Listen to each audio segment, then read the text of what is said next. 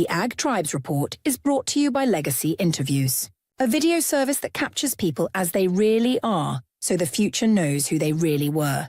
Here is Legacy Interviews guest Carol Hensley discussing the opportunity for a quiet person to speak their mind. How was it for you, the experience? Very comfortable. Tried to sit down every morning for a week or two and reflect on my life. And I'm recalling well over 70 years. I may not talk very much, but I think a lot. And I listen to other people. If they don't talk a lot, they're surely thinking. And if you ask them their opinion, they may share it with you. You've asked for my opinion. I don't mind sharing that. I think I probably talked more than I should have. No, not at all. Welcome to the Ag Tribes Report, a breakdown of the top stories affecting the culture of agriculture, with your host, Vance Crowe. The report begins in 3, 2, 1. Let's begin. Welcome to the Ag Tribes Report. I'm your host, Vance Crowe. Each week, I bring on a co-host to represent the perspectives of one of the many ag tribes that collectively make up U.S. and Canadian agriculture. This week, we have Joel Iltz, a crop consultant from northwestern Wisconsin who specializes in soil microbiology and regenerative farming practices, with a particular expertise in rhizophagy and nutrient synergies. He focuses on innovative approaches like cover cropping with rye and corn stubble and optimizing micronutrient management to improve soil health and crop productivity. I met Joe at the ARM Services event in Wisconsin, where I was giving a talk on succession planning, and we had a fantastic conversation.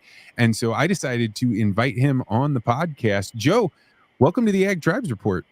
Vance, it's an honor to be here. I'm thrilled to be here and to have this great conversation with you. So how is planting going up in Wisconsin right now? Sure. So I'm up in northwest Wisconsin. We're north of the 45th parallel. We're a stone's throw from Santa's workshop up here. I know Canadians will disagree, but we're about as far north as you can get in Wisconsin without considering it the Northwoods. We had an awesome first 2 weeks of May. It was 85 degrees and sunny and no rain. Soil conditions were perfect. We got the crop in the ground in record rapid fashion. But then Mother Nature throws us a curveball. And last week we had cold rain, 38 degrees. Woke up Saturday morning, there was frost on the ground. So the corn had emerged. It's now frosted on its tips. It's lime green in color. Farmers run around like chickens with their heads cut off going, oh my God, what's wrong with my corn? My advice is go fishing, come back in a couple of weeks. It's going to be 85 degrees again this weekend. Everything's going to be okay. So the frost, that's not going to kill off a percentage of it? You're not worried about that? Not on the corn. So the growing point's still below the ground until V5 growth stage. And so even though the first couple leaves took a little bit of singe, the corn's going to be just fine. Many are asking how much should we take off the top end? Probably some, unfortunately. Any stress is going to cap the upside potential. But I fully suspect that we're going to see this crop turn around in rapid fashion, and we're going to be back to business in no time. So you run an agronomy program that I think is quite unique. Why don't you tell us a little bit about what you do day to day? Sure. I'm an independent crop consultant here in Northwest Wisconsin. Just do traditional agronomy for a lot of the farmers here in the 4-county area or just outside Minneapolis, St. Paul. But I also have a really strong interest in soil health and regenerative agriculture. So I love cover crops. I love minimizing tillage. I love using biological products and all the other things that are underneath that umbrella. My goal is to meet farmers where they're at, figure out where they're at on their soil health journey, and then start to plug in the various facets of the soil health principles to help them move along that spectrum so that they too can be happy with where they're at in terms of their own farming principles. So it's an exciting space to be in. It's the Wild West. There's not many people out there doing this. Unique location here in a unique business philosophy that I thoroughly enjoy. And in the last couple of weeks, we've been talking a lot about AI and maybe eating agronomist lunch. Are you worried about AI coming for you? Yeah, I'm absolutely terrified and thrilled at the same time. So Grok has become one of my best friends. If you're not familiar, Grok is Elon's AI tool. I ask it questions all the time, and its ability to do math is absolutely mind-blowing. So I use it for my math calculations, and some will call me lazy for that. That's okay. I'm willing to accept that. But at the same time, I need time efficiency in my job, just like anybody else does. Time's our most valuable resource. Grok helps me save time. And that, I think, is an incredible benefit. Will it put me out of a job eventually? Yeah, sure. If farmers figure out how to ask Grok the right questions about agronomy, I'm no longer needed on the farm. However, until that time becomes realistic, I'm happy to help answer questions for farmers using Grok to do so. Sounds good. All right, let's get into the show. On this week's episode of the Ag Tribes Report, we're going to dive into the Farm Bureau's heated battle with the MAHA Commission, who just posted that they have some questions about pesticide safety. We're also going to explore how the One Big Beautiful Bill promises $10 billion in tax relief for farmers. We're also going to talk about the new World Screwworm outbreak threatening U.S. livestock from Mexico. And we're going to talk a little bit about a SNAP fraud scheme that is over $66 million.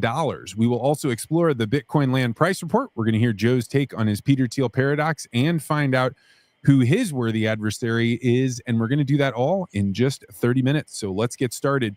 Headline number one, Farm Bureau versus MAHA, the pesticide safety battle. The American Farm Bureau Federation sent me an email. Wasn't just to me, it was to everybody, talking about their take on the MAHA report. They have launched a fierce counterattack against the commission's report questioning modern farming practices, particularly pesticides like atrazine and glyphosate. AFBF President Zippy Duvall calls the report unscientific fear-mongering that disrespects farmers and threatens affordable food production. The Farm Bureau argues decades of EPA regulations prove these chemicals are safe and essential, warning that restrictions could spike grocery prices and devastate farm livelihoods. But MAHA supporters aren't backing down. They argue the report exposes legitimate health risks linking pesticides to cancer and endocrine disruption, and they're challenging the Farm Bureau's reliance on EPA approvals, claiming that they're tainted by corporate influence from companies like Bayer. MAHA advocates push for sustainable alternatives like organic and regenerative methods. So I am very interested to hear what do you think, as someone deep into soil microbiology, regenerative practices, where do you stand on this new MAHA report and where the Farm Bureau is pushing back on it? Yeah, I'm a bit torn. I think it's a great question. So if we remember back to campaign season, RFK and Nicole Shanahan mentioned regenerative agriculture and soil health many times throughout the campaign. Little disappointed not to see it mentioned in the MAHA report, but also perhaps unrealistic expectations given the fact that a lot of this report focused on what were some of the root causes of childhood diseases. Now, certainly some advocates out there can suggest that, well, we really need to start with farming and regenerative agriculture and soil health. But at the same time, I'm willing to give them a bit of a pass in that they really called out, I think, the most important aspects of the factors that impact childhood diseases. And perhaps it's just too soon for us to expect regenerative agriculture and soil health to be part of the conversation. I think it'll come. Maybe we're not quite there yet in this first report. So regenerative ag is this like very big, squishy term. When you talk about regenerative ag, what does it mean?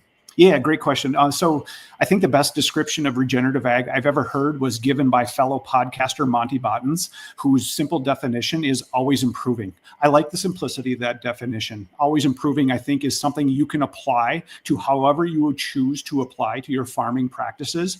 And then if that falls into the regenerative camp, I'm going to give you credit for that if you're actually improving something.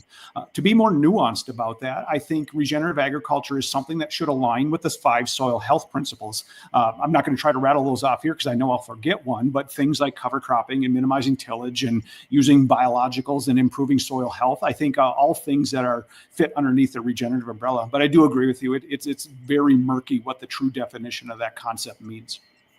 Do you think that we should be opening up the EPA and start rerunning these tests or have new qualifications for chemistries like atrazine and glyphosate? So again, great question. These things are so loaded and they cause so much controversy because oftentimes we're going to give answers that are reductionist, very simplistic and straightforward without a whole lot of nuance. I fully believe that the dose makes the poison. And so, it's a function of how much do we accrue over a lifetime, and does anybody really know? So a single point glyphosate application and exposure to that probably isn't going to have a whole lot of negative impact on health, but you continue to repeat exposure over multiple times, over multiple seasons. I think that poses questions on whether or not we need to look at that from a much more comprehensive level. Instead of looking at single point exposures and LD50s, do we need to actually study these things over long-term exposures and then determine whether or not there's true risk to human health? Yeah, I a few years ago had this network scientist named Laszlo Barabasi on, and he talked about how, the way that you study something, whether it's safe or not, is you isolate it away from everything else. And that's actually not how anything works. You work as a network of things and a combination. And so I'm totally open to the idea that we should continue to test these things if they're as safe as we've been, that many people believe they are right now. They should continue to stand up to scrutiny. My biggest thing is whatever your test is that you're going to have, you have to have a standard before you set the test up. And then if the test passes that standard, then you can't allow giant, lawsuits of multi-billions of dollars, because what it's going to do is make it so nobody ever uses chemistry ever again. Yeah, that's a very common sense approach you offer there. And I agree wholeheartedly. That's the way we should be looking at this issue. Headline number 2, one big, beautiful bill delivers $10 billion for farmers. The new spending bill contains major government support for agriculture, delivering over $10 billion in direct farmer support. The package includes $4.5 billion in income tax reductions, $2.2 billion from expanding Section 199A, small business deduction from 20% to 23% permanently, benefiting the 98% of farms that are pass-through entities.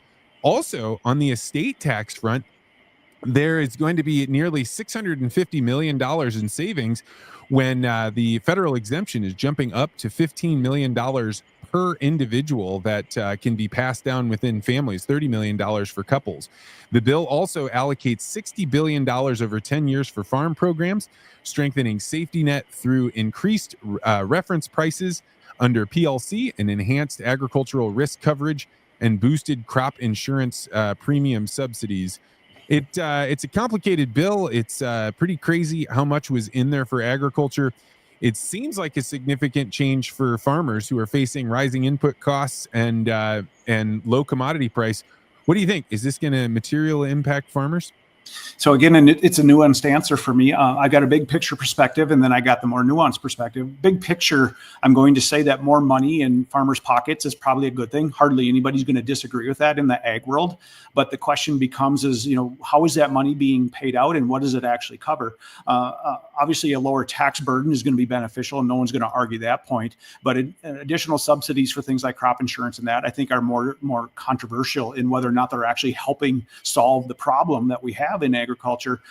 What I personally would like to see through my agronomy lens are more funds focused on doing things like helping build soil organic matter and adopting soil health principles. Again, I realize I look through that through a lens that most others don't, given my background in agronomy. However, I feel like so much more of this incentives and money could be deployed in ways that truly benefit for the long term, rather than simply putting a Band-Aid over the wound to try to stop the bleeding. Let's get to the root cause. Let's try to build organic matter. Let's do things that are healthy for the soil, which we know translate to crop productivity. Could pontificate for hours on this topic. I just feel like these resources that are being allocated down through the agriculture channel should be better used to do things that build resilience in the system versus put a Band-Aid on the wound. Yeah, I'm all about, tax cuts for everything, particularly the estate tax, which is just absolutely ridiculous that we have this. You should be able to pass down what you've created for your family. The thing I'm not happy about is anytime you start increasing the crop insurance subsidies, all you're doing is making that entrenched system stay the same. You make it so, hey, as long as you put a crop in the ground, you make sure you get those numbers so that way your average doesn't go down. Then you're going to be able to claim 80% of that value every single year. I think they're actually even moving that up. They're making it cheaper for that insurance. I don't like this because we need churn. We need the people that have made mistakes, people that didn't do things in the right way, to get out and then allow new people to come in. And without that, it is like woods that never burn. Eventually, you get set up in a system where once that wildfire burns through it, it's way worse. So to me, anytime they're monkeying around and increasing the insurance, I know a lot of farmers like it, but I think it's making the system worse. That's a great perspective. 100% totally agree with your take on that. And again, it comes back to, are we actually building resilience in agriculture? Are we helping farmers be more productive and profitable with the way we're allocating federal dollars? I just don't see that happening in the current structure that we're approaching this with. So Farm Bill, is going to eventually have to get voted up or down. Maybe it doesn't. They'll just keep going. Do you foresee a Farm Bill getting passed during this administration? Man, I think Washington continues to find more and more ways to disappoint those of us that live in farmland. It's unfortunate to watch, despite what we thought was going to be incredible turnaround with this administration. It just seems like there's more cans kicking down the road. Don't get me wrong, there's great things happening on some fronts, but in terms of what Congress has not been able to achieve in making good reforms take place, I think we're all stuck here in disappointment land. Yeah, and speaking of disappointment, you mentioned like you would like to see the tax dollars being used to encourage positive like soil regenerative practices and things like this. My hesitation about that is as soon as you put an administration in and as soon as they start applying these baselines for how to get money, it's just like the way organic used to mean something. And I think, you just have people rush in, they figure out what is the bare minimum, they go against the government system, the check boxes, and ultimately you have a new payment system, but it isn't really getting the outcomes that people were hoping for. Do you have a different perspective? No, I think that's a totally fair point. I guess if the federal government's going to be in the business of handing out dollars, people are going to step up and have their piece of pie. I mean, and I tell that to farmers directly. I say, if you're serving pie or if somebody is serving pie, go grab your piece. I know you don't always want to have it, but if you don't have your piece, someone else is going to take it. So we can't change the fact that they're serving pie, but if they're going to serve it, at least go grab your piece. Are there better ways to do that? Should we serve something other than pie? Absolutely. But if they're going to serve it, grab your piece and do what you can with that in order to help build more resilience in your system. Don't hate the player, hate the game. All right, moving on to headline number 3, New World Screwworm. Mexico outbreak threatens U.S. livestock. The New World Screwworm outbreak in Mexico is continuing to raise alarms across the U.S. livestock country. Over 1,400 livestock cases has now been reported in Oaxaca and Veracruz since November of 24, with the parasite just 700 miles from the U.S. border. Mexico even reported its first human case in April of a 77-year-old woman in Mexico. USDA Secretary Brooke Rollins suspended imports of live cattle last week, also horses and bison from Mexico indefinitely, following the capture of this screwworm. The USDA is intensifying sterile fly release, but the Panama facility that produces these sterile male flies can only produce 100 million weekly, and it's at capacity and it's insufficient to halt the northward spread. It turns out that the U.S. spent millions and millions of dollars to put out sterile flies. This has been a very effective way to keep it down in South America, but this has now been broken through.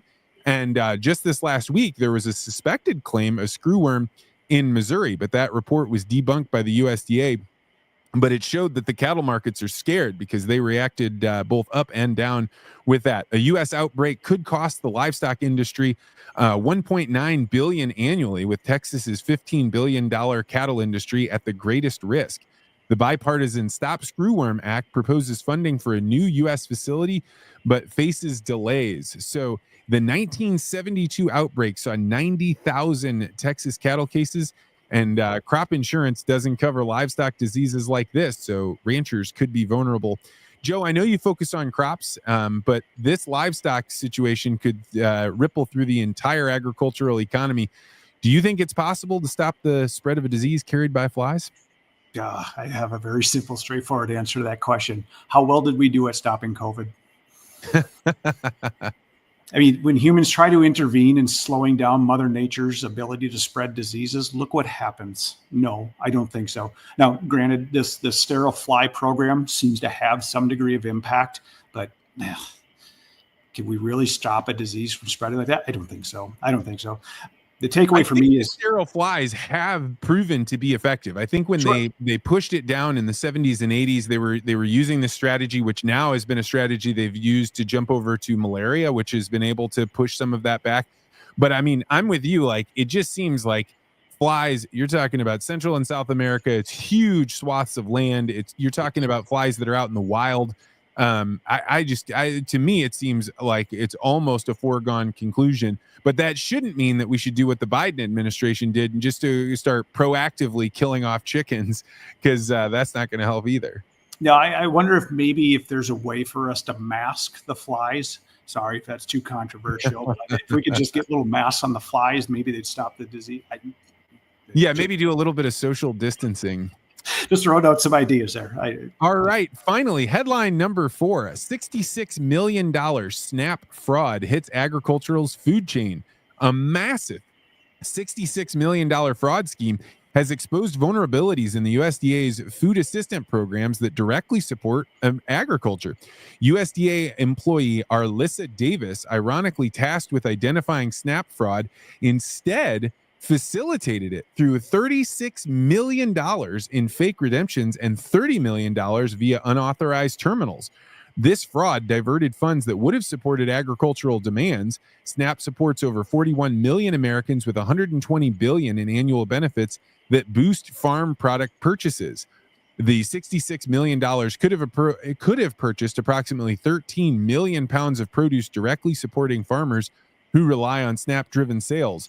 SNAP sales at farmers markets alone generated $19 million for small farmers in 23. Every $1 billion in SNAP spending generates $180 million in farm production. So this $66 million fraud represents potentially $11.8 million in lost farm output. Joe, seems to me we should not have SNAP as a part of the farm bill. However, of course, those are going to go to purchasing goods that farmers are making. What do you think? Is fraud just an inevitable part of having a program that assists the people with food? You know, it's a sad state of affairs when we just have to accept that that's part of our standard quo. I don't agree with that. I think it's ridiculous. You look at what the DOGE program has done in rooting out fraud, waste, and abuse. How can anybody in America look at that and go, that's a bad thing? You know, whether it's the SNAP program or any of the other handful of programs that they've identified where fraud, waste, and abuse is taking place, how can anybody disagree with that? We should all be rallying together to get behind everything that the DOGE program has done to root this out, clean these programs up, and figure out better ways to allocate our hard-earned tax dollars. That's just common sense. Yeah, what I really hate about this fraud and feel like they should do something to make an example out of somebody if they're proven to be guilty is that I worked at several camps for inner city kids, and there I met kids that genuinely didn't have food. They would genuinely wake up in the morning and not have food for breakfast, or they would come home not having dinner. And while this was completely shocking to me when I experienced it, it's real. And yet when you have this kind of fraud, it's really easy to go in and be like, well, just cut the whole damn thing. I mean, this is all getting ripped off. People don't need it. They're buying soda. They're buying things that they don't need. But the truth is, like, there is a need. People are hungry. We have way more food and we should be able to feed them or at least provide them support. But this kind of fraud makes me say, get this out of the hands of the government. Yeah. One bad screwworm fly spoils the soup, eh? It's too good. All right, that's going to do it for this week's headlines. Thanks for those that sent in some stories. That was very helpful. If you have news that you think we should cover on the Ag Tribes Report, send it to Vance@legacyinterviews.com or hit me up on X @VanceCrow. All right, moving on to the Bitcoin land price report.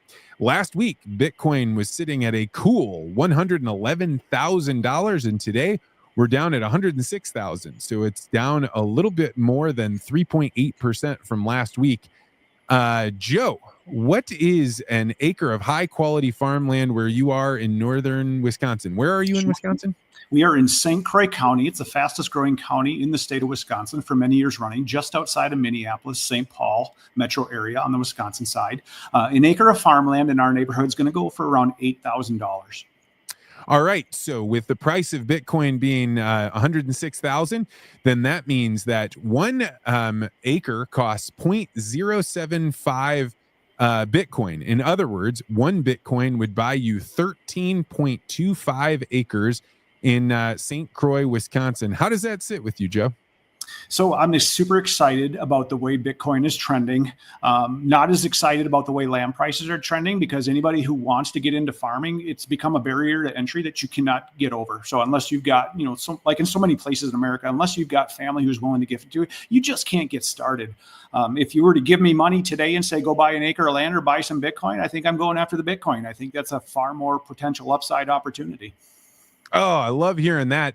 And, from doing these legacy interviews, just today, I was talking with a wonderful woman from Canada. She was, in her 90s, and she talked about how expensive land prices were when they were there. She was like, if you weren't in an area where the government was giving away land, the idea that you would be able to purchase it and this would have been, 70 years ago, was really difficult. And I think that's just the state of play. But so you're right, people can't get in on land, but they can get in on Bitcoin, and the appreciation of that may make it so it's possible for you to buy land one day.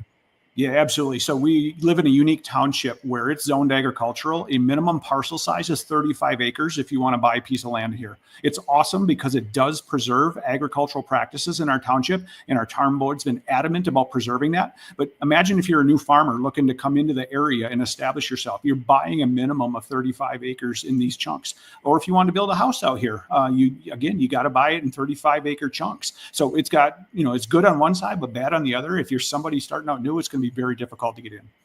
Oh man, I've never heard of that, and I have mixed feelings about it. I like the idea of being able to keep parcels together, and 35 acres sounds like a good chunk, but like always, I think you should be able to do what you want with your property. So I don't love that. So where are you at on Bitcoin, Joe? So I love Bitcoin. I think it's an incredible asset. It has become a significant part of my retirement portfolio. I have a quick story for you. If you dial back the clock to around the January 24, if you remember back at that time, that was about when they were about to approve the Bitcoin ETFs. And so at that time, being somewhat modestly interested in Bitcoin, I decided I was going to buy the Grayscale Bitcoin ETF because it was below net asset value, which means you're buying it at a discount. So I bought a bunch of that Grayscale Bitcoin asset at the discount to NAV with the assumption that they were going to approve these ETFs. And so I used Fidelity as my primary broker, knowing that Fidelity was going to put together the Fidelity Bitcoin ETF. The assumption was that I would hold on to that Grayscale Bitcoin until the ETFs launch, watch the Bitcoin price appreciate, swap out the Grayscale for the Fidelity Bitcoin fund, and then establish a pretty good, strong position that I would continue to accumulate. And rolled the dice on that gamble, won that gamble. It was awesome. Now I was sitting on a pretty good, decent size of Bitcoin relative to my total portfolio value, and will continue to grow that stack as much as I can inside my Roth IRA. And that's really the beauty that I wanted to share with you and your audience, is that even if you don't buy Bitcoin directly, which I do have, there are ways to put this inside Roth IRA retirement funds that you can watch that asset appreciate inside those vehicles as well. So that's been an awesome thing to have. Yeah, and I think there's talk right now of potentially making it so you might not have to pay capital gains on Bitcoin, but that doesn't exist now. But to be able to buy it with like a Roth IRA, to have already paid the taxes on that money and know that whatever appreciation you're getting, you're not going to have to give away to the government. I got to say that is a pretty sweet gig if you're playing the overall bigger picture. Yeah. Thrilled that I never have to pay taxes on that investment inside the Roth. That's a huge win. Well, if you are interested in buying Bitcoin, the exchange that I use is river.com. They've proven to be an excellent exchange. You're able to do dollar cost averaging, just have it set up where it buys just a little bit of Bitcoin every day or every week or every month. And if you buy using the show code from this podcast, you'll not only be buying on a great exchange, but you will be helping support the show. So I will include a link to our promo code, and you can use that when purchasing Bitcoin. All right, moving on to the Peter Thiel Paradox. This is where I'm going to ask Joe, what is one thing that you believe that almost nobody in your ag tribe agrees with you on? Sure. So we're going to go down the agronomy rabbit hole a bit, specifically in nitrogen management realm. I have someone who's been using the Haney soil health test for the last 3 growing seasons with the intention of trying to answer the question is, can we do a better job of measuring and managing nitrogen in corn? So for those who aren't aware of, it's really difficult to measure nitrogen, especially in season when growing a corn crop. A lot of guys are going to put together a nitrogen program, let's say in the middle of winter, stick with that program throughout the entire growing season and call it good enough come harvest. I don't think that's a good way to grow crops. I think we can do better with tools at our disposal. So I've used the Haney soil health test to measure soil nitrogen levels prior to side dress nitrogen application, the one inflection point throughout the growing season where we can actually fine tune the dials. And when using this test, I've been able to help guys not exactly find their seat in the stadium, but I can get them to the stadium and help them find their section. Best way I can describe it. There's no test on earth that's going to help us dial in exactly how much nitrogen a corn crop needs because it's just too darn variable and it runs away from us all the time. However, the Haney soil health test has helped me really dial this in to the point where we're not excessively or ridiculously under applying nitrogen. We can find a relative sweet spot there that I think can help save guys money as well as increase their productivity, especially in extreme moisture or drought environments. So I have no frame of reference on this. Is this a controversial take? It is, absolutely. There's many experts, especially in the university world, that will say the Haney soil health test is a bunch of garbage. And it's because they don't understand it. They've never actually used it in a way that I have, in trying to do a better job of dialing in sidedress nitrogen rates. It's a function of their unawareness of how powerful the tool actually is. So tell me, what is that they're missing about this? How do you do that test, or what are you reading when you see that? Yeah, so I go out 2 weeks before sidedress nitrogen application, which allows as much as the season to elapse as possible, which means as much nitrogen dynamics takes place as possible as well. So we're trying to grab a very narrow snapshot window of time of what soil nitrogen status is based on how much moisture we have, because moisture is what drives nitrogen loss in the system. So if we let as much season elapse as possible, as much rain to fall or lack of rain to fall, we're doing the best job we can to capture in a moment in time what that soil nitrogen status is. We've had 2 awesome growing seasons here. 23 was dry, 24 was wet. So we have bookends to know what the maximum was in terms of nitrogen loss or gain. And so we're using this test at that inflection point in time, right before sidedress application, allows us then to have a nitrogen measurement that you can't get through other tests. They measure it traditionally, they measure it in a way that's not as well understood or accepted. And when you combine these different measures, it gives you insight that you can't get from any other type of test. And so that's what I've been able to stumble across. It almost sounds too good to be true. Perhaps it is. Time will tell. But in the meantime, I have found this tool very useful in helping guys do a better job of managing their nitrogen on their corn crops. Well, Joe, I'm going to give you a first time Ag Tribes Report score of an NA. I have absolutely no way of knowing if this is controversial or not, but I applaud you finding a topic, and I'm sure within the next few days I will hear back as to whether or not people think you're being crazy or if this is a good thing to think about. I'll consider that a compliment, and I appreciate that. You got to take it because I don't know nearly enough about it. So, all right, moving on to the last section. This is the worthy adversaries. Who is one person that you respect but strongly disagree with? Great question. So I spent a lot of time today thinking about the answer to this question, and I really went through my memory bank to find if there was a single individual out there that I felt like, I respect this person, but I just disagree. I couldn't find a single person. So I'm going to give you kind of a more of a ho-hum answer, perhaps. What I'm going to say are the glyphosate absolutists. And so let me explain that very briefly. I'm very active on the Everything Cover Crops Facebook page. It's 71,000 cover crop enthusiasts that come together on Facebook and talk about cover crops. I love it. It's a great learning opportunity about everything cover crops, hence the name of the group. I recently put up a post on there offering some perspective about how much glyphosate gets applied to a square foot of cropland using normal rates. I just put that there for perspective. And what I saw was a whole bunch of absolutists come out of the woodwork on both sides of the glyphosate debate, whether it's good or bad. And so the people who I really disagree with, but also respect, are the ones who say glyphosate is poison and we're killing everything and everyone. I have a very difficult relationship with glyphosate because as an agronomist, I realize it's the most effective grass killer on the planet, but I don't like the chemistry because I do believe at high enough doses, it's probably causing negative effects in humans, in plants, obviously, and in soil microbiology. So again, it's a really difficult debate I have with this chemistry. I respect, but I disagree with the absolutists who say it's killing everything because as an agronomist, we need the tool. We need the tool until you come up with a better way to kill weeds that isn't so potentially destructive to biology. Well, I do think that it's a weak-ass answer to not give a name, but I will say this. This is actually a much better Peter Thiel paradox to say, hey, I actually really love the guys that are the absolutists that hate it because they've got something to them. You got to respect it. And frankly, like I think the extremes are probably where we're going to discover some interesting answers. The milquetoast middle answer is probably not going to get us anywhere closer to is this healthy or not.